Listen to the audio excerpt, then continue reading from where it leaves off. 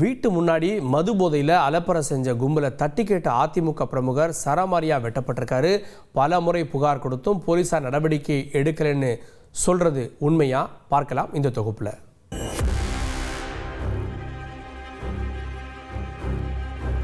September 3, 2023 Tiruppur மாவட்டம் பல்லடம் அருகே உள்ள கள்ளக்கிணறு கிராமத்தில் நடந்த பயங்கரத்தை அவ்வளவு எளிதில் யாரும் மறந்திருக்க முடியாது. ஒரே குடும்பத்தைச் சேர்ந்த 2 பெண்கள் உட்பட மொத்தம் 4 பேர் சரமாரியாக வெட்டி கொல்லப்பட்டனர்.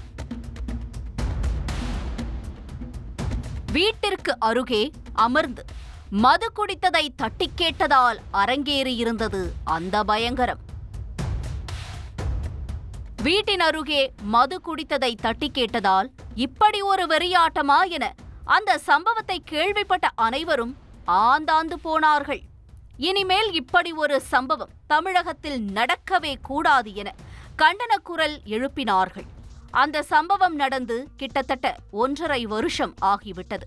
ஆனால் தமிழகத்தில் இன்னும் அந்த நிலைமை மாறாமல் அப்படியேதான் இருக்கிறது என்பதை உணர்த்தியிருக்கிறது செங்கல்பட்டு மாவட்டம் திருக்கழுக்குன்றத்தில் அரங்கேறியிருக்கும் இந்த சம்பவம். திருக்கழுக்குன்றத்தில் அதிமுக நகர செயலாளராக பதவி வகித்து வருபவர் தினேஷ்குமார். 36 வயதாகிறது. திருமணமாகி மனைவி மற்றும் பிள்ளைகளுடன் வசித்து வந்திருக்கிறார். 2 வருடங்களுக்கு முன்பு கருங்குழி சாலை அருகே உள்ள வயல்வெளியில் வீடு கட்டிக்கொண்ட தினேஷ்குமார் விவசாய வேலைகளை செய்து வந்திருக்கிறார். இந்த நிலையில் கடந்த 1 மாதமாக திருக்கழுக்குன்றத்தைச் சேர்ந்த ஒரு கும்பல் தினமும் வயல்வெளியில் குடித்துவிட்டு தினேஷ்குமாரின் வீட்டு வாசலில் படுத்துக்கொண்டு அலப்பறை கொடுத்து வந்திருக்கிறது.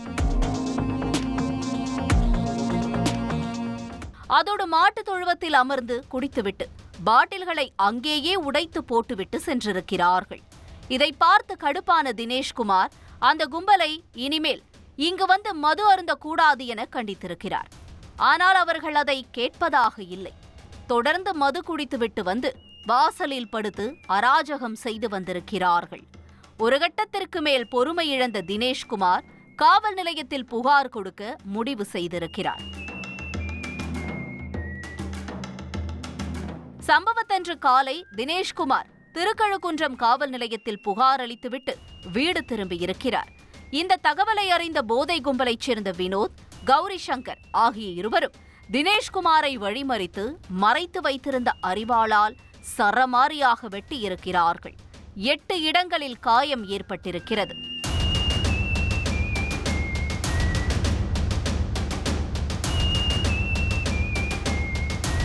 இதை பார்த்த தினேஷ்குமாரின் உறவினர் மோகன் என்பவர் கொலைவெறி கும்பலிடமிருந்து அவரை காப்பாற்ற முயன்றிருக்கிறார். அவருக்கும் கையில் வெட்டு விழுந்திருக்கிறது. நான் என்ன பண்ண போய் விட்டுடுங்க அண்ணனை விட்டுருங்கன்னு சொல்லிட்டு நான் போய் மடக்கிறேன். மடக்கிறதுல தான் என்ன பண்ணேன், இவங்க இந்த ஆப்ரேஷன் பண்ணுற கத்தி வச்சுருந்தாங்க.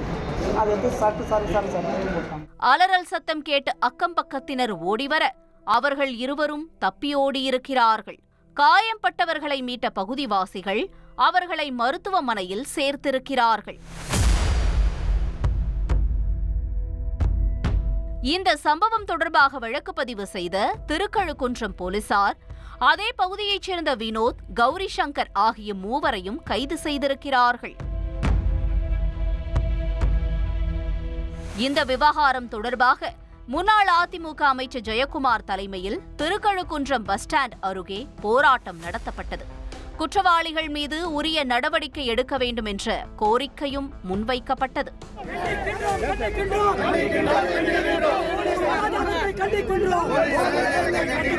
இந்த பகுதியில் போதைப் பொருள் பயன்பாடு அதிக அளவில் இருப்பதாகவும் போதை ஆசாமிகளால் அந்த பகுதிவாசிகள் ஏராளமான இன்னல்களை சந்திப்பதாகவும் குற்றஞ்சாட்டியிருந்தனர்.